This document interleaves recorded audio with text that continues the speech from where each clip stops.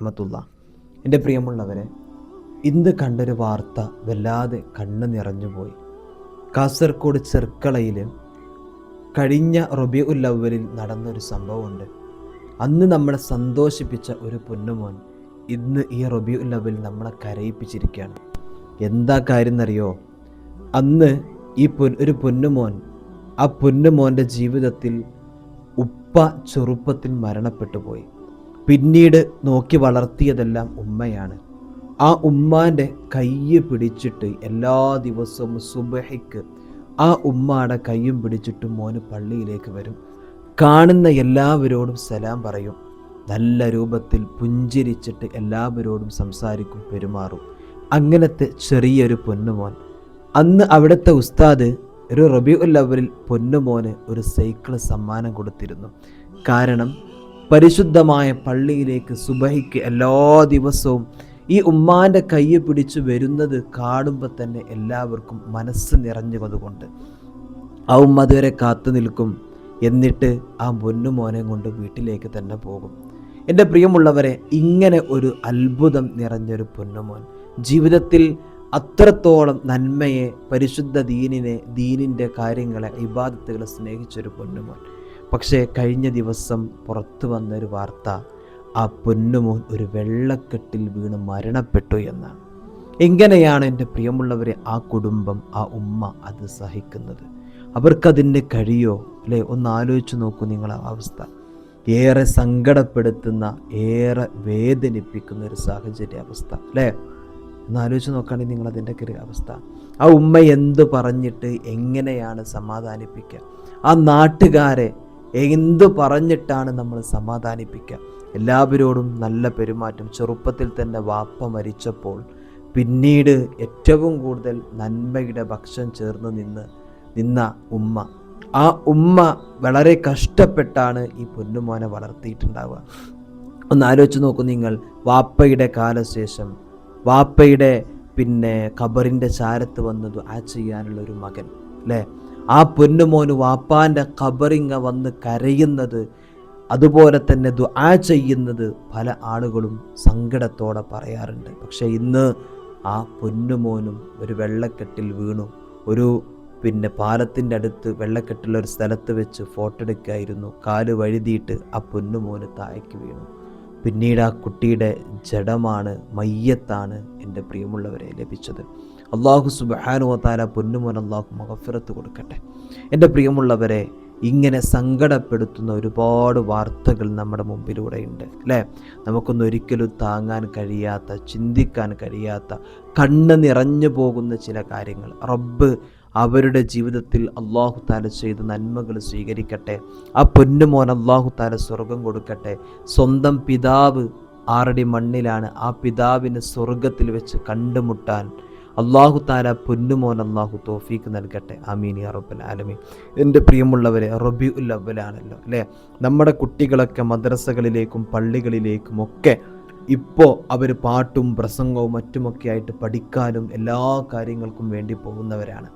നമ്മൾ നല്ലവണ്ണം ശ്രദ്ധിക്കണം നമ്മുടെ കുട്ടികളുടെ ജീവിതത്തിൽ, അവരുടെ വിഷയത്തിൽ, അവിടെ പോകുന്ന വഴികളിലും അതുപോലെ തന്നെ എല്ലാ കാര്യങ്ങളും ശ്രദ്ധിക്കേണ്ടതൊക്കെ നമ്മൾ പറഞ്ഞു കൊടുക്കണം. നമ്മൾ ആ കുട്ടികളുടെ നന്മയ്ക്ക് വേണ്ടിയിട്ട് ഒരുപാട് കാര്യങ്ങൾ പറഞ്ഞു കൊടുക്കും. ഇപ്പോൾ ഞാനൊക്കെ ജോലി ചെയ്യുന്ന നമ്മുടെയൊക്കെ മദ്രസകളിലും പള്ളികളിലൊക്കെ ആയിട്ട് കുട്ടികളിങ്ങനെ വരും. കാരണം അവർക്ക് ദഫുണ്ട്, സ്കൗട്ടുണ്ട്, ഫ്ലവർ ഷോ ഉണ്ട്, അതുപോലെ തന്നെ മറ്റു കാര്യങ്ങളൊക്കെ ഉണ്ട്. ഇതൊക്കെ പഠിക്കാനും ഇതിൻ്റെ എല്ലാ കാര്യങ്ങളും മനസ്സിലാക്കാനും ഒക്കെ പ്രാക്ടീസിനൊക്കെ വേണ്ടി കുട്ടികൾ പാട്ടു പ്രസംഗമൊക്കെ ആയിട്ട് ഇങ്ങനെ വരും. അപ്പോൾ അവരൊക്കെ വീട്ടിൽ നിന്ന് ഇറങ്ങിപ്പോരുമ്പോൾ എവിടേക്കൊക്കെയാണ് അവർ പോകുന്നത് എന്നൊന്നും പറയാൻ നമുക്ക് കഴിയില്ല. അല്ലാഹു തആല നമ്മുടെ മക്കളൊക്കെ അല്ലാഹു തആല എല്ലാവിധ അപകടങ്ങളിൽ നിന്നും അല്ലാഹു തആല കാത്തുരക്ഷിക്കട്ടെ. എൻ്റെ പ്രിയമുള്ളവരെ, ഈ പരിശുദ്ധമായ റബീഉൽ അവ്വൽ വരുമ്പോൾ ഏറെ നമുക്ക് ചിന്തിക്കാൻ കഴിയുന്നൊരു കാര്യമുണ്ട്. മുത്തുനബി സല്ലല്ലാഹു അലൈഹി വസല്ലമ തങ്ങളുടെ ജീവിത ശൈലി തന്നെയാണത്.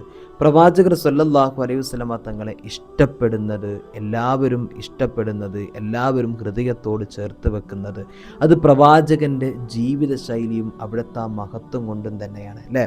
പ്രവാചകർ സല്ലല്ലാഹു അലൈഹി വസല്ലമ തങ്ങൾ ഒരു ഉത്തമമായ ഒരു മാതൃകയാണ്.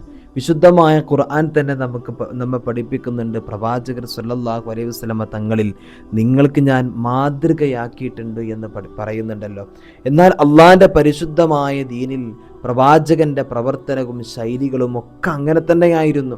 അള്ളാഹിൻ്റെ ഹബീബ് സല്ലല്ലാഹു അലൈഹി വസല്ലമ തങ്ങളും സ്വഹാബത്തും ഒരു യുദ്ധം കഴിഞ്ഞ് വരുന്ന സമയത്ത് പ്രവാചകർ സ്വഹാബത്തിനോട് പറയുന്നുണ്ട്, സ്വഹാബത്തെ ഇനി നമുക്കിവിടെ വിശ്രമിക്കാമെന്നും പറഞ്ഞൊരു മലഞ്ചെരുവിൽ വിശ്രമിക്കാനിരുന്നു. അവിടെ നിന്ന് പ്രവാചകർ സല്ലല്ലാഹു അലൈഹി വസല്ലമ തങ്ങൾ സ്വഹാബത്തിനോട് ചോദിക്കുന്നുണ്ട്, സ്വഹാബത്തെ ഭക്ഷണം കഴിക്കണ്ടേ, ഭക്ഷണം ഉണ്ടാക്കണം അല്ലേ, വിറക് ശേഖരിക്കണം അല്ലേ, തീ കത്തിക്കണം, അപ്പോൾ ഭക്ഷണം വേവിക്കണമെങ്കിൽ കയ്യിൽ എന്തെങ്കിലും ഉണ്ടാക്കിയിട്ട് വേവിക്കണമെങ്കിൽ അല്ലേ, അത് എന്ത് വേണം, നമുക്ക് വിറക് വേണമല്ലോ. പ്രവാചകർ സല്ലല്ലാഹു അലൈഹി വസല്ലമ തങ്ങൾ സ്വഹാബത്തിനോട് പറഞ്ഞൊരു കാര്യമുണ്ട്, സ്വഹാബത്തെ നമുക്ക് വിറക് പോയിട്ട് ശേഖരിക്കാം എന്നാണ് അവിടുന്ന് റസൂൽ സല്ലല്ലാഹു അലൈഹി വസല്ലം പറഞ്ഞത്. അല്ലെങ്കിൽ നിങ്ങൾ ശേഖരിച്ച് കൊണ്ടുവരും. അങ്ങനെയല്ലായിരുന്നു പ്രവാചകന്റെ ശൈലി. അതൊരു ലീഡറുടെ ശൈലിയാണ് അല്ലേ. യഥാർത്ഥത്തിലൊരു ഉത്തമമായ ലീഡർ. നമ്മൾ നേതാവ് എന്ന് പറയുമ്പോൾ ഇന്നത്തെ നേതാക്കന്മാരൊക്കെ നമുക്കറിയാം, അവരൊക്കെ കതറും ഇതൊക്കെ ഇട്ട് ഇരിക്കുന്ന നേതാവ് കൽപ്പിക്കലായിരിക്കും. കൂടെ പ്രവർത്തിക്കാനൊരു നേതാവ് ഉണ്ടല്ലോ. പക്ഷേ പ്രവാചകന്റെ ശൈലി അങ്ങനെയല്ലായിരുന്നു. കൂടെ പ്രവർത്തിക്കുന്ന ഒരു ശൈലി, അങ്ങനെ ഒരു നേതാവായിരുന്നു പ്രവാചകൻ സല്ലല്ലാഹു അലൈഹി വസല്ലം തങ്ങൾ അന്ന് സ്വഹാബത്തിനെയും കൂട്ടിക്കൊണ്ട് മലഞ്ചെരുവിലൂടെ നടന്ന് വിറക് ശേഖരിച്ച് കൊണ്ടുവന്നു. ഓരോരുത്തരും കൊണ്ടുവന്ന വിറക് ഇങ്ങനെ ചെറിയ കൊള്ളികളൊക്കെ ഇങ്ങനെ ഇട്ടപ്പോൾ പ്രവാചകർ സല്ലല്ലാഹു അലൈഹി വസല്ലമ തങ്ങൾ അവിടുന്ന് പറയുന്നുണ്ട്, സ്വഹാബത്തെ ഇതുപോലെയാണ് മനുഷ്യൻ്റെ ചെറിയ പാപങ്ങളൊക്കെ കേട്ടോ. അതായത് ചെറിയ പാപങ്ങൾ ചെയ്ത് അറിയാതെ മനുഷ്യൻ്റെ ജീവിതത്തിൽ വന്നു പോകും. ഇങ്ങനെ ഇട്ടിട്ട് ഇങ്ങനെ കുന്നായി മാറുന്നുണ്ടല്ലോ. അപ്പോൾ അതൊക്കെ ശ്രദ്ധിക്കാൻ വേണ്ടി പ്രവാചകൻ അങ്ങനെ ഒരു സന്ദേശം ആ ഒരു സാഹചര്യത്തിൽ കൊടുക്കുന്നുണ്ട്. എൻ്റെ പ്രിയമുള്ളവർ, എന്നിരുന്നാലും ആ പ്രവാചകൻ്റെ ഒരു ശൈലി നോക്കൂ നിങ്ങൾ. സ്വഹാബത്തിനോട് പറയുന്നത്, സ്വഹാബ നമുക്ക് പോയിട്ട് ശേഖരിക്കാം അല്ലേ. സ്വഹാബത്ത് പറയുന്നുണ്ട്, നബിയെ ഞങ്ങൾ കൊടുന്നോളാം, നിങ്ങൾക്ക് ഇവിടെ ഇരിക്കാം അല്ലേ. അതൊന്നും റസൂലുള്ള വേണ്ടെന്നാ പറഞ്ഞത്. റസൂലുള്ള പറഞ്ഞാൽ എന്താ, നമുക്ക് പോയിട്ട് ശേഖരിക്കാം. അങ്ങനെ സ്വഹാബത്തും പ്രവാചകൻ നബിയും സല്ലല്ലാഹു അലൈഹി വസല്ലം പോയി ശേഖരിച്ചു കൊണ്ടുവന്നു അല്ലേ. 2-3 പേരും ശേഖരിച്ച്, സഹാബത്തും അവിടുന്ന് മറ്റു